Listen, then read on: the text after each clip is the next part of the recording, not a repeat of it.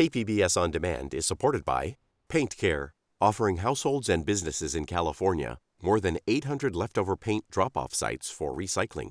Quantities of 100-plus gallons of paint may qualify for a large volume pickup. Learn more at paintcare.org. This week on KPBS Roundtable, it has been a traumatic few weeks for San Diego as more extreme weather has hit the region. But what has been the experience for San Diego's unhoused? We hear the latest on homelessness across the region. There are not enough beds for all the people that want them, and so we're still trying to figure out where some of these folks have ended up. Plus, it's been 6 months since San Diego's camping ban took effect. Now, a statewide version is gaining traction in Sacramento. But there really seems to be more of a public appetite to crack down and just frustration around, not seeing a significant dent in the problem. That and our weekly roundup coming up next on Roundtable.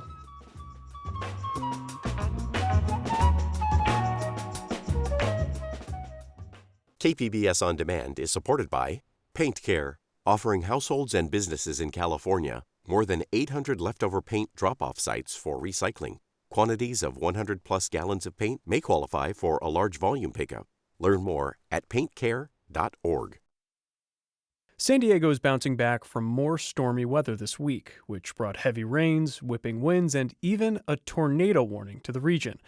All this while many parts of San Diego are still recovering from the damage caused by flooding from the storm in late January. Unhoused San Diegans have been especially at risk during the extreme weather. Some local shelters had to close due to flooding, leading the city to open an emergency evacuation shelter in Balboa Park. Meanwhile, days after the late January storm, the San Diego Regional Task Force on Homelessness held its annual point-in-time count to get a picture of how many people in the region are experiencing homelessness. All this comes as lawmakers in Sacramento propose a statewide camping ban, 6 months after San Diego's own camping ban took effect. Joining me to talk through all of this and more is Lisa Halverstadt, senior investigative reporter at The Voice of San Diego, and Blake Nelson, homelessness reporter at the San Diego Union Tribune. Welcome to Roundtable. Let's jump right in. Starting out at a high level, what does the homelessness situation look like in the city of San Diego today? And what's changed in the last year? Blake, I'll start with you. There's been a pretty dramatic shift in the encampment landscape. The most obvious place you can see that is downtown. Even though there hasn't been an insane surge of arrests or tickets from police for the camping ban, it appears that the threat of added enforcement has still led a lot of people to leave. And one of the big questions everybody has is, where did everyone go? We've got some did accept spots at these designated camping areas that they call safe sleeping sites. Data shows that more people are asking for beds, but there are not enough beds for all the people that want them. And so we're still trying to figure out where some of these folks have ended up. We know encampments are up along the riverbed, but one of the things we hope this point-in-time count will help us with is seeing if other neighboring cities are seeing an increase in folks. Lisa, anything to add? Well, I would definitely say there's a lot of mystery still surrounding the outcome of this camping ban. We've heard anecdotally of folks maybe showing up more in City Heights or Chula Vista. So I think, there is a hope that the point-in-time count will shed more light on that. But kind of taking a step back more holistically, I would say that in the past year, there's been a shift toward more punitive measures to address homelessness. So, there's also talk of adding more shelter, and some has come online. We've had safe sleeping sites. But there really seems to be more of a public appetite to crack down and just frustration around not seeing a significant dent in the problem despite increased local and state spending. Meanwhile, I would say life is more difficult for people on the street. They're on the move a lot more. It's harder for service providers and for reporters like Blake and I to try to find people that we may have kept in touch with in the past. And on that punitive aspect, unpack that a little bit. What does that look like? What are some of the added or more enforced punitive measures that we're seeing? Well, I think the camping ban in and of itself is, a more punitive approach. But as Blake pointed out, we don't really have a lot of data to show, okay, if somebody had an interaction with a police officer, did they move on because of that? I think any time that, and I always feel the need, I have to say this, whenever we're talking about a policy like this, we're also talking about human behavior. And there's often not like an A plus B equals C. So there's just a lot that we don't know. But then we also have discussions around behavioral health related to, for example, Care Court, which is a new program that aims to compel more people, not just homeless people, a much broader population, but just of people who have psychotic disorders into care. And, a lot of the rhetoric around that was related to homelessness at the state level. Locally, they're trying to really point out this isn't a homelessness solution. This is a narrow group of people that may be served. And then we also have Senate Bill 43, which expands conservatorships to include people with severe substance use disorders. Conservatorships, of course, somebody's being forced into some sort of care. What the prediction is, it's that actually this will result initially in more people coming into the hospital on short-term holds. And of course, many people would point out, behavioral health conservatorship or something like that, or, Care Court isn't necessarily punitive, but for the person involved, when they're being told you are being compelled to do this, it feels punitive to them. And you've done some excellent reporting on the intersection of homelessness and the hospital system. I do want to get to that in a bit for sure. Sticking with this idea of more punitive measures, Blake, what are your thoughts on that? Yeah, more governments are definitely considering their own camping bans. The county of San Diego is looking at this. Escondido is looking at this. But all of that is also happening amid what could be a pretty seismic shift in police enforcement if the Supreme Court decides to step in and really rewrite the rule book. We've got this ruling, a lower court ruling from a while back, that this is an oversimplification, but basically says you can't push somebody off public land if they have no other place to go, if you can't offer them a shelter bed. There's a lot of fine print that goes along with that, but that's sort of the big picture look. And so a lot of cities and increasingly a lot of Democratic leaders have said this is handcuffing our response to encampments. We need more freedom to be able to clear encampments. So San Diego has signed on to an appeal from a small town in Oregon called Grants Pass. That case has now made it to the Supreme Court, and the justices will probably decide by June what the standard needs to be when local cities are trying to respond to an encampment. I'm glad you unpacked that for us, because that decision is looming over all of this. So as we're talking about city, regional, state responses, that could be a game changer when that decision comes down. So important to keep that in mind as we have this conversation. I want to touch on some of the serious weather events that we've had. So, the flooding in late January, the heavy rains again this week that drenched the region. What impact did that have on the homeless population here, Blake? Yeah, pretty substantial. And not even just floods, rain, weather always hurts people who are living in the riverbed, who are living outside. But this was particularly damaging to people who had accepted shelter and were in a supposedly safe place. You had a lot of different facilities that took in water and some sort of minimal damage. For the second time in a couple months, folks who were living at the 20th and B safe sleeping site were temporarily relocated to another facility. But the biggest impact was we had this big tent downtown that Alpha Project ran at 16th and Newton that was completely flooded. You had several feet of water, about 10 porta potties were knocked over. Just extraordinary damage throughout the entire thing. Everyone had to leave. A colleague and I were inside it shortly after a few hours after all this happened. There were abandoned wheelchairs in the back because people had to be carried out so quickly. There wasn't even time to bring their wheelchairs with them. We were seeing medication that had been left on people's beds to treat cancer.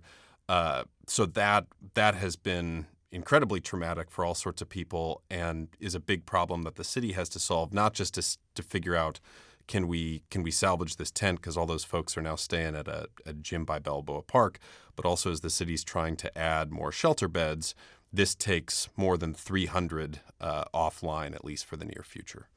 What does that say about the city's planning when it came to the rollout of these sites? Because Yeah, San Diego, bright and sunny most of the year, but there is a rainy season here. And sure, the storm that hit in late January was a once-in-a-thousand-year storm, but we do get heavy rains here. So again, what does that say about the city's planning when they were looking at sites for these shelter or tent sites? I did ask the mayor about this, especially with the Alpha Project tent, because that had flooded before, and about the 20th and B safe sleeping site because that had been evacuated before. And he emphasized that both were always seen as temporary solutions, although the Alpha Project tent has been there for several years. And so I think, the city has implemented a lot of temporary measures, a lot of stopgap shelter options to try to open up more beds as more and more people lose a place to stay. But some of these places, we are increasingly finding out, are in vulnerable areas, which is going to be an ongoing challenge. And Lisa, do you have something to add? Yeah, well, one thing I will say is I would definitely recommend, if you haven't already, listeners should read Blake's story about the flooding at Alpha Project. It was a very good story documenting the impacts for the folks living there. I will note with the Alpha Project shelter at 16th and Newton, that location was already set to relocate. So basically, there is a housing project that's going to be coming up in that area. And so they had already been looking for a new location for that shelter. So now they're temporarily in the Balboa Park Activity Center, the few hundred people that were staying there. But I think it will be interesting to see, okay, because of this, I mean, is it even worthwhile for the city to try to get folks back into that shelter tent at that location? Or do they fast track another location or keep people in Balboa Park for much longer than we might have initially thought? And are these open questions right now, or is there a sense of what the city might decide to do? I would say they're open questions. I keep asking for updates. Are the residents going to go back? Do we have a damage estimate? And it just sounds like they're still assessing. And I do think one factor here, and I'm hearing this in a lot of different corners right now, is there are lots of folks waiting to see what the weather was going to be like this past week as well, and the impacts of that. And I think, there are many decisions still to be made about rehabilitation for all sorts of buildings and properties right now. We've been talking about the city of San Diego. Let's broaden it a little bit to the county. Blake, how's the county handling homelessness? What challenges are they facing?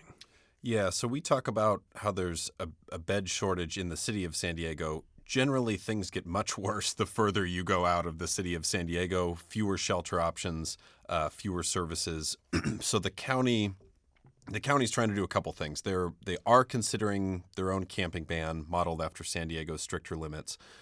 They're also trying to find more land that they can quickly put up a temporary shelter, like a big tent that could hold hundreds of bunk beds, or like these small they call them pallet shelters. They're like little cabins that could hold like one, maybe two people.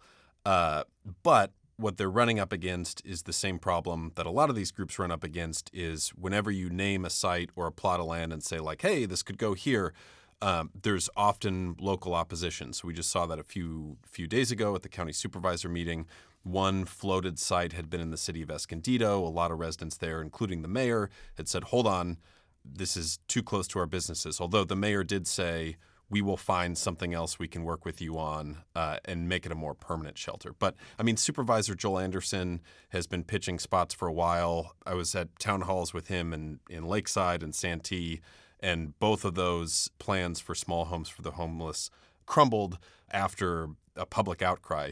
The one other thing I would add is Anderson did reference some of those town halls at a recent meeting to say that some of those residents may be coming around and maybe those proposals could be revived. But at the moment, they're not. And I would say this has been tough goings for the county because they've been having these conversations about shelter sites going back for the past few years.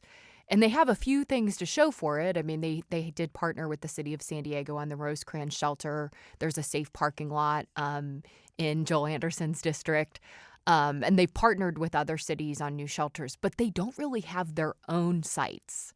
And so I guess we'll see, what happens. And if we're talking about emergency shelter, it seems like this has been a long-running emergency conversation. Lisa, I want to talk about the reporting you've done on the intersection of homelessness and the hospital system in the same way that you said that listeners should go read Blake's story. I'm going to say, listeners, you should go read Lisa's story. Excellent reporting. I think you did multiple stories on this issue. You looked at how the hospitals, they're not equipped to handle the influx of homeless people that are coming into their emergency rooms and how many are just winding up back on the streets after they're discharged. Why are hospitals seeing an increase in patients who are homeless, and why are they unable to address their complex needs? Well, so first off, I think we all know that the homeless population itself is growing, but the vulnerability of the population is also growing exponentially. So we have more seniors who are living on the street. We have more people that are chronically homeless, which means that they've been living on the street for at least a year and have at least one disability. And lots of people on the street have more than one disability. We also have been dealing with a drug overdose crisis and a larger behavioral health crisis. And the longer someone is on the street, the more vulnerable they become health-wise. And so all of those things together are contributing to seeing more people in hospitals. When these folks hit the hospitals, they don't have the same opportunities that you or I have to go to that follow-up appointment. They run into a lot of issues. So just to give a quick example, if I'm getting out of the hospital and say that I broke my arm or leg, and I live in a canyon, the situation for me getting discharged is going to be very different than if I were discharging to a home and maybe I had somebody to help me out.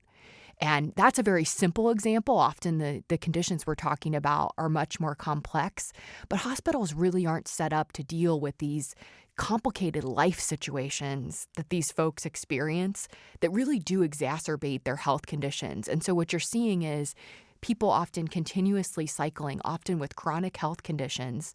The hospitals are really set up to deal with acute emergencies.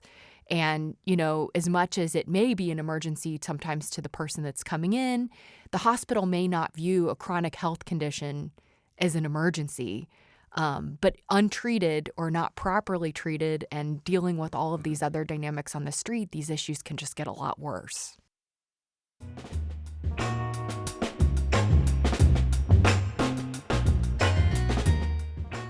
When we come back, why local hospitals often struggle to handle the needs of homeless patients. There's not a system set up that hospitals can directly refer their patients, and there aren't set-aside beds. And so what's essentially happening is that these homeless patients are getting in line with literally every other homeless person in San Diego who wants a shelter. That's just ahead on Roundtable.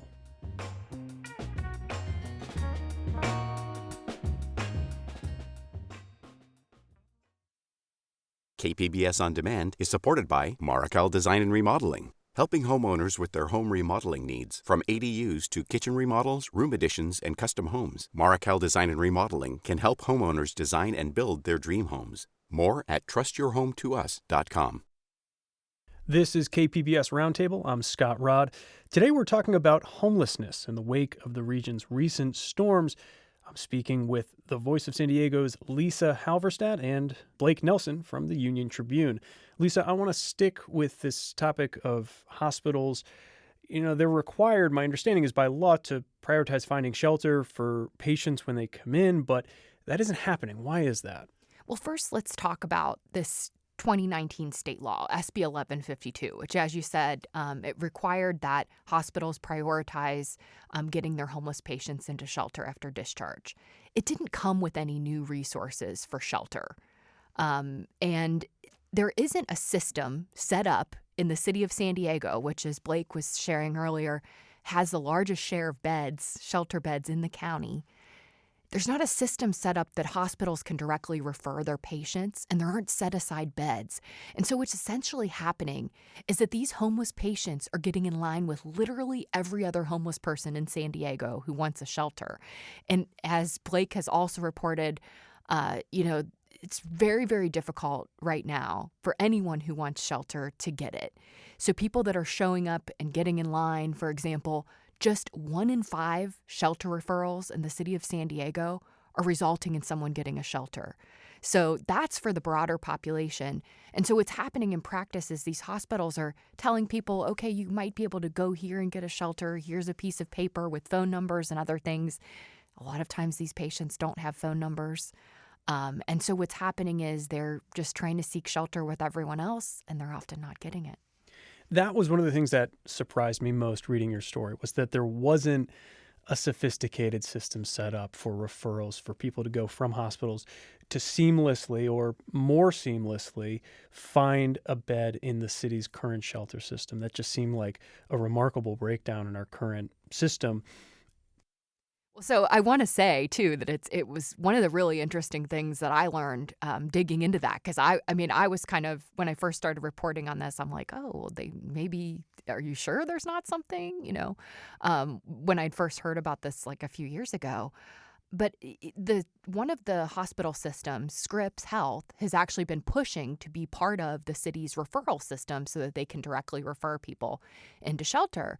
So, of course, I then asked the city and the San Diego Housing Commission, why haven't you done that? Why aren't hospitals part of this referral process?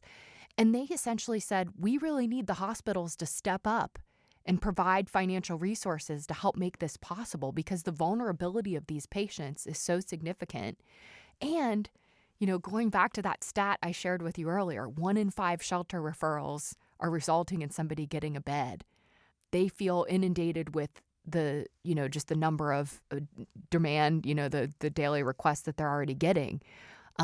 So I think it will be interesting to see now with this sort of unpacked for a lot of people that maybe just wondered about this issue, if it doesn't spur more conversations. Blake, I want to talk about some reporting you did also on what seems to be a systemic failure for another especially vulnerable group of homeless individuals, veterans. Your reporting found that many vouchers that are set aside for veterans are just not being used. Why aren't these vouchers reaching the former service members who are homeless? Yeah, so just some quick stats. In 2022, San Diego County got around 950 vouchers, and these vouchers generally cover much of a veteran's rent. Not all, but a huge chunk, and really helps folks get housing. You had about 950, and about 40% of that was not used. Similar share in 2021. So this requires they're called VASH vouchers. And for a VASH voucher to successfully house someone, you need coordination between county officials in this case and the VA. So the county is saying we haven't been getting enough referrals from the VA. The VA has to do an initial screening because they're often the ones that are going to also supply a bunch of supportive services. So during one recent 12-year period, the county was saying we're getting only around a dozen referrals a month. The VA's got to up that number, which they already have. They've contracted with an outside nonprofit called PATH, and that referral rate has recently doubled. But the VA is telling me that the issue is not that they need more money or more staffing or whatever, but that just the housing market is such a mess, and there are so few units available, especially so few affordable units, that veterans are just struggling to actually find a place. I talked to one woman who, because of a series of rapes that happened when she was in the Army, this led to methamphetamine use, alcoholism, homelessness. She'd been arrested before. And at the first time I talked to her, she was just concerned that she had a VASH voucher. She was like, is any landlord actually gonna rent to me? She did end up finding a place. Her top choice was a neighborhood in Chula Vista. She did get an apartment in Chula Vista. So that is huge. But that is what she was worried about, is something that a lot of people are concerned about. It's good to hear that she was able to find housing. The fact that so many others, though, haven't been able to use these vouchers or find housing, or the vouchers are just not getting where they need to go, that caught the attention of members of Congress, and they responded to your story and sent a letter to the local Veterans Affairs office. So what are the members of Congress demanding? And do you have a sense that there will be any improvement in the voucher distribution in the next year or so? It's possible. Something that happens with a lot of reporting is a reporter writes a story, and then a government official says, hey, let me look into that. And so then they essentially either hire a law firm or send a letter or hire investigators or whatever and say, like, we basically needed to confirm that he did not make this up. And I did not make it up. But they are still in sort of the information gathering stage where they sent a letter to the VA and were like, Blake wrote this story. Can you please confirm these numbers and give us some more context on what's happening here? So I'll be in contact with San Diego's congressional delegation to hear what they get back from the VA. But at this point, they're just trying to suss out some of the context from what I'm looking at. Although they can probably get more information than I can get as just a member of the public. Well, you heard it here first on Roundtable. Blake Nelson does not make up his stories. They are not made up. They are true. Glad we got to the bottom of that. We had the point in time count 2 weeks ago. Blake, briefly, what is the point in time count? And I know that you went out and were shadowing some of the folks who were doing it. What did you see? Yeah, so the federal government requires regular momentary tallies of an area's homelessness population. The point in time name refers to that this should not be considered to be on the same level of like the census that the whole country goes through every couple of years. I mean, this is just, we're going to send out 1,500 volunteers for a couple hours on a random day in January, and we're going to see how many people we can find. And then that does provide a helpful comparison point to look at year after year after year, but it is just a very narrow point in time look at how many people were here at this time. So it should not be taken as this is the end-all be-all number of homelessness, but it can show trends over time, especially in individual cities. Is that? Yes, I would say it's broadly seen as a minimum count. And interestingly, for many years in San Diego and a lot of other communities, it was a big deal number that everyone watched for every year and talked about. There'd be a big press conference with a bunch of politicians to announce the number. But in more recent history, we've had a lot of other more regular data coming out that helps inform us too and can be more informative. So, for example, the Regional Task Force on Homelessness has been putting out monthly numbers on the number of people that are becoming homeless for the first time and the number of people who are getting housed. And unfortunately, for the last 21 months of data, we've been seeing more people become homeless for the first time. And that really informs us on why are we not seeing a change in homelessness despite all this increased spending and investment. It's because we have more people falling into homelessness than are getting housed. Just as simple as that. It's a math problem. But we also, have the Downtown San Diego Partnership monthly count, which includes downtown and some outlying areas. And so that's why you're hearing a lot of folks talk about the impact of the camping ban there, because there are numbers that they can point to. But what we don't have is data on what's happening in those outlying areas. Other than the River Park Foundation, which Blake has written about, does some regular counting along the San Diego River. But we're missing a lot of data otherwise, even with this new data. Well, I was going to ask you, it sounds like we have overlapping data sets of different counts, which maybe provides kind of like this Swiss cheese look where, you may get a sense of what's happening, but there are still holes poking through. So what don't we know? What data is still missing that would help shed light onto the problem? Well, selfishly, what I would love, and I'm sure Blake probably would too, is to have countywide point-in-time data for every month, especially with this camping ban, because there's so much discussion about what is the impact, where are people going, and people are on the move constantly. And so that's been really difficult. I know, as I kind of hinted at earlier, I mean, it's been harder for me to keep in touch with some people. And I know certainly I'm hearing that sort of thing from service providers as well. So that's definitely one missing piece. There are numerous data sets, though, that I think would be helpful. I think it would be helpful to understand more, to get more granular data about where people are finding housing. About, the different categories of homelessness too, like month to month. What are we seeing in terms of trends? Or are there one thing I know I for sure would love too is like if we could break down the newly homeless number into where were they coming from? So did they get evicted from a big apartment complex? What's going on? What is the cause of that? I could go on and on, but I'll stop myself. Well, Blake, do you think, Lisa had said that it used to be this kind of big thing. There was a press conference. We have more data that's coming out, but do you think that its value is maybe overemphasized, or I guess what's your perspective on what the point in time count shows us and its limitations? Yeah, it probably does get a little overhyped, at least just because since so many people participated in it, people are probably the average resident is probably more familiar with that than what the Downtown Partnership does downtown, certainly what the River Park Foundation does in the riverbed. So it is helpful. It just, as Lisa said, should be considered as this is the minimum number of people who are out here. And even if we had monthly counts, that's still going to probably miss people who are blowing through their life savings in motels. It's going to miss high school kids who are couch surfing at friends. And it's just going to miss people who are really good at hiding. So this is always going to be imperfect, but more data would be fabulous. Well, and I think it's important to always emphasize, too, it's called a point in time count for a reason. It's a point in time. And so many more people experience homelessness in a given year than the point in time count. It's about double or more that experience homelessness in a given year and access homeless services. At the state level, more than a dozen lawmakers are backing a proposal for a statewide camping ban that's modeled after San Diego's ordinance, and it would prohibit camping within 500 feet of landmarks like schools and transit stops.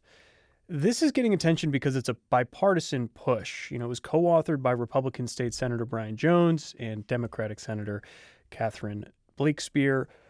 What would a camping ban look like statewide? And do you think it's something that could be exported from San Diego and adapted to other parts of the state? I'll go to you, Blake. I think the main thing everyone would have to keep in mind is in San Diego, probably the biggest immediate effect is we saw a huge surge in people asking for shelter. Huge surge might be overstating it. More people definitely started asking for shelter beds once that passed. And even as the city and the region try to bring more beds online, there still isn't nearly enough space for everyone who is actively asking for it. So I think the biggest thing for other cities that are looking at something like this is if you are not going to offer more shelter to go along with increased police enforcement, you're just going to be pushing people around. But again, I think it's I shouldn't say unlikely. I think there is a chance that the Supreme Court is going to decide what cities can and can't do before this actually makes its way through the State House. I could be wrong, but no, that's true. The legislative session will go up, through basically into the early fall, and this decision from the Supreme Court is expected to come, by June, I believe, early summer essentially. So there is kind of a timeline overlap here, and it'll be interesting to see how that all plays out. The statewide push may be moot at that point, but nevertheless, Lisa, what do you think about this push for a statewide camping ban, and are there potential pitfalls maybe that different parts of the state should be cognizant of, since San Diego kind of was the first one out of the gate to try this? Well, I would say, certainly there are a lot of advocates who would say that the city needs to add more shelter, and I think Mayor Todd Gloria would agree. But there has been a push to add more shelter. There's been an interest in adding more shelter here, and that's not the case across the state. Some cities don't want to open up shelters in their communities. And so to Blake's point, if they don't open up shelter, it just becomes a situation of whack-a-mole where people are moving from place to place. And sometimes that can have impacts, too, where, maybe there's a community that historically didn't have as much homelessness because maybe services are concentrated in a particular area, but maybe that's close to schools or parks or, some other sensitive area. And so suddenly we have people coming into different areas. I think unless you can pair, any sort of approach, whether enforcement or not, with more housing and more shelter, you're going to have trouble actually putting a dent in homelessness. Because also, even if you add a lot of shelter, you have to have a place for people to go after, or the shelter becomes de facto housing. And so that's definitely something, I'm wanting to have more conversations about in San Diego, too, about, okay, if we increase the number of shelter beds along with something like an encampment ban, and that happens statewide as well, is there a big housing plan to get people through those shelters? Because you could have a situation where there's just a need for more and more shelter because there's not more housing. Bringing it back to the local level, what are you keeping an eye on in the coming weeks and months when it comes to the region's response to homelessness? I want to see where everyone's camping bans land, if there is more enforcement in a bunch of other cities. I want to see if they're, and not just if city councils pass it, I want to see how aggressively their police enforce it. Since, again, I think police in San Diego have been relying more on encroachment and some other laws that were already on the books if they're going to move people out of an area. And the Supreme Court, that could change everything. Yeah, and on the Supreme Court decision, I know one thing I'm really watching to see is how do we define available shelter? Because I have met many folks over time who can't make it into a traditional shelter because of health issues and challenges that they have. For example, I met a woman who was paraplegic. She can't go into a traditional shelter. So, is there going to be some clarification of what that means and, how they look at daily availability in terms of numbers as well? And on a very related point, I am also very interested to see whether the city and county increase shelter options for our most vulnerable people who now really can't access shelters, as I talked about. So people that have health conditions who may need some help going to the restroom or eating, who we now sometimes walk by on the street and wonder, why the heck is this person out there? Well, a lot of times they don't qualify for our existing shelters. Their needs are just too significant. We've been talking a lot about the policies surrounding homelessness, which there's so much going on and there's so much to unpack. But as we wrap up here, I want to focus on the people that are being impacted. And you've both emphasized that, what matters here is that these are human beings with names, families, stories. So is there someone's stories or someone that you encountered in your reporting recently whose story resonated with you for some reason, or whose story reflects the current situation we're in San Diego? Oh boy, that's a hard one. I would say that I think of this man, Michael, who I met outside the Homelessness Response Center. And this was when I was working on the story about homeless hospital patients. And he had been discharged from the hospital a few different times in recent history. And he was, getting to the Homelessness Response Center again. He was going to check in for shelter the next day. But he was just so disillusioned. And he said to me, basically, I'm going nowhere fast. I got pneumonia, going and trying to get shelter. And I think a lot of times people think folks don't want shelter. But this man had he told me he had gotten in line for a full week trying to get shelter after a previous discharge from the hospital and didn't get a bed. And here he was again after another hospital stay trying to get a bed. So it's very hard when you're homeless in San Diego to get help. I think a lot of times people think, they should just accept shelter. But a lot of people that are seeking out, whether it's shelter, whether it's they want to start the process of detox, it can be really difficult to get help. There was a woman in her 30s named Brittany that I met downtown. On the subject of people asking for shelter, she told me something that I hadn't heard before but makes sense, which is I asked her why she was still in a tent and not in a shelter, and a sort of a light bulb went off, and she said something along the lines of honestly, I'm just spending so much time trying to survive out here, I forget to call the number. I was talking to her in the context of I was surprised to go through a bunch of medical examiner data to find that more than a dozen people have died in San Diego County over the past decade or so from hypothermia during winter months. I mean, people are freezing to death outside, which I did not know. And Brittany demonstrated for me how she starts fires in her tent by lighting hand sanitizer, which is not safe, and she's aware it is not safe. But that is the one thing that can keep her warm, especially when the nights were dropping down into the 30s. So I think about Brittany a lot. I've been speaking with Lisa Halverstadt, senior investigative reporter for The Voice of San Diego, and Blake Nelson, homelessness reporter at the San Diego Union Tribune. Thanks for having us. Thanks so much.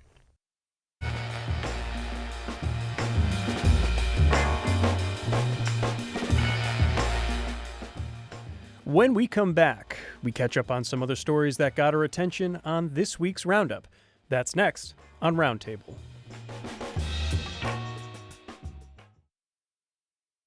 Welcome back to Roundtable. It's time now for our weekly roundup of stories we've been following. Joining me is producer Andrew Bracken. What's up, Andrew? Hey, Scott. All right, what's at the top of your list? What was the story that caught your eye this week? Well, I think one story that a lot of us will remember is the tornado warning that came through. I think it was Tuesday. And afterwards, Melissa May, our colleague from KPBS, she did a story breaking down what goes into a tornado warning and also what the difference between a tornado watch and a warning is. And in that story, she spoke with National Weather Service meteorologist Brian Adams. And here's a little of what he had to say there. It's kind of a combination of how likely is it to occur versus how much lead time can we give people. So we have to anticipate, too, that if we think the storm is going to strengthen more and we're showing signs that it could potentially produce a tornado at any minute, we have to get that warning out. I think we had, some of us in the newsroom had questions about, was there actually a tornado? Also, one common question I think a lot of us had is, what are we supposed to do? And in that story, she kind of delves into that. I think some people may have gotten that tornado warning on their phone. One of the things it mentions is like, you go into your basement. Whereas here in San Diego, we're not used to tornado warnings, nor are we used to really having basements. But I just thought it was an interesting kind of like look into, okay, if that happens again, what am I supposed to be doing? I mean, definitely something that we should be aware of. I mean, we're seeing these increasingly intense storms come through. I was driving on the 8 coming into the station, and the rain was just like pounding. And then all of a sudden, I got this warning. And I figured, well, I guess I just got to keep driving. But I guess the best thing to do if you're in a car is to pull over. That's something that came up in the story as well. Yeah, that's what he said. But so you just kept going? You were like, all right, I'm just going to my destination. I was like in that movie Twister, baby, just powering through.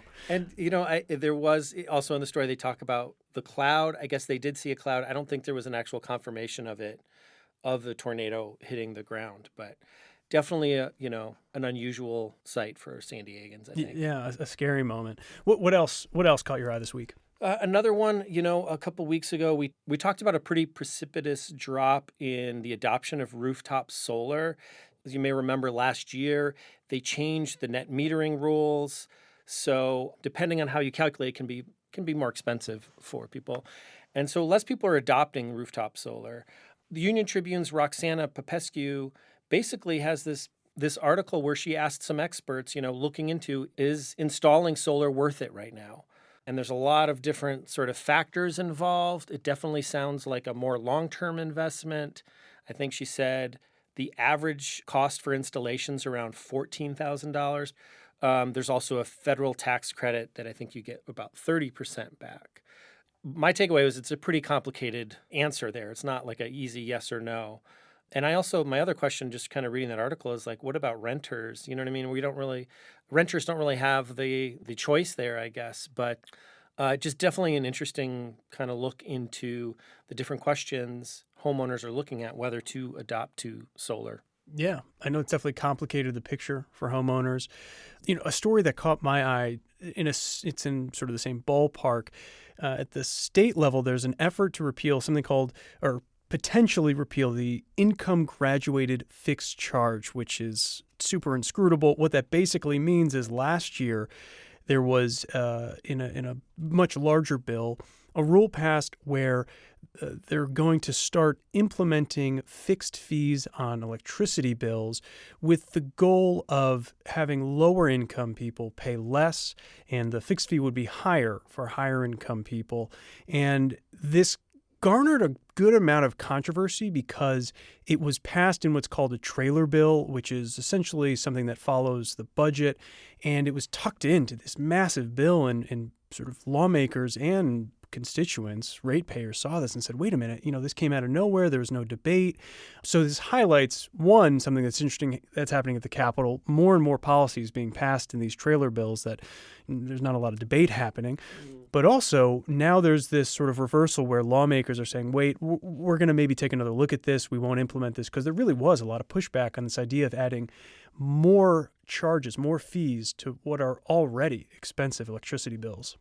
Yeah, and I think KPBS's Eric Anderson has talked a little bit about that and, heard from a lot of listeners and our audience, because anytime you talk electricity bills, I think it comes down to we know we have some of the highest rates in the nation. So where is it right now?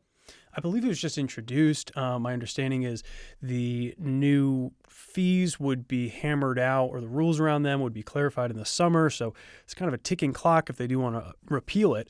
So we'll see what happens in the coming weeks and months. Yeah, and some of the details were still to kind of be hammered out, sort of, it sounded like. Okay. Exactly. Yeah. The last story is a lighter one ahead of the Super Bowl. The New York Times had a story that essentially said Tex-Mex is the MVP on the Super Bowl menu. And you know what? I kind of agree. I think they're right. They highlighted Frito pie, 7-layer dip, queso dip, nachos, quesadillas. I know that at least a couple of those will be making an appearance at my Super Bowl party. What about you? What does your spread look like? I don't hold a Super Bowl party. I'll be attending one, but chips and guac are probably my go-to. So I'm okay with that. But that's kind of as far as I go. I don't know. What else do you make? What else do you bring for Super Bowl? Oh, it's a smorgasbord, man. It's like pigs in a blanket, buffalo wings, buffalo dip. It's going to be a smaller party this year compared to last year, but I plan on making as much food. So you're probably going to have to roll me into the newsroom on Monday. An alternate idea for Super Bowl Sunday, that this is a former football player told me this originally. He'd been sort of like just left the sport and just didn't want to partake. And he actually told me like Super Bowl Sunday is a great day to go out and do stuff and go out to places. So some of my family, they're going skiing. But I always think that's interesting too, that people, because it makes sense. Everybody's at this 5-hour party. It's kind of nice to go out and do something too, if you're not as football obsessed as most Americans, I guess. Yeah, if you're going to hit the surf lineup, going out when the Super Bowl airs, that's the time to do it. Totally, yeah. Andrew Bracken, thanks for being here. Thank you, Scott.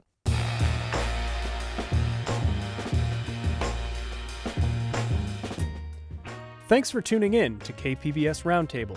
We'd love to hear from you. You can email us at roundtable@kpbs.org or leave us a message at 619-452-0228. You can also listen to our show anytime as a podcast. KPBS Roundtable airs on KPBS FM at noon on Fridays and again Sundays at 6 a.m. Roundtable is produced by Andrew Bracken. Rebecca Chacon is our technical producer. Brooke Ruth is Roundtable's senior producer. And I'm Scott Rod. Thanks for listening.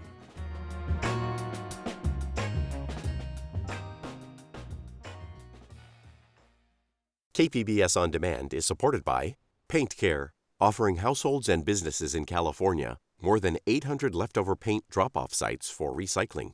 Quantities of 100-plus gallons of paint may qualify for a large volume pickup. Learn more at paintcare.org.